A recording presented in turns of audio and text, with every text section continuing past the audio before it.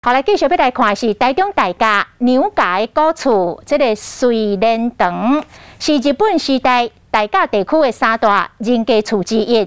105年，被划定为市定的古迹，因为年久失修，这个牛条甲壁画拢败坏。民意代表向中央甲地方争取到经费1亿4千万，要用3年的时间来做整修。 大甲牛家古体水莲堂外观看起来真气派，不过其实内面的建物因为年久失修，已经害了去啊。土甲厝啦吼，这拢已经毁损了吼，那我们希望赶快，不能再等。民意代表特别邀请相关的单位到现场会勘，并且顺利向中央甲地方争取到1亿4千万的经费，分3年时间，针对主体建筑要开始修理。那文化部也都承诺会来协助。 包括台中市政府一起能把剩下的这个几千万今天都同意来支持。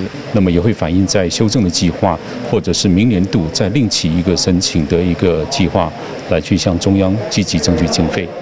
这是2件多户龄的4合院的建筑，在日治时期是当地三大民体之一。105年时，更加被划定为市定的古迹，有珍贵的保存意义。所以讲，地方希望讲透过整体修理，和这个古体型风华再现。好，来继续来。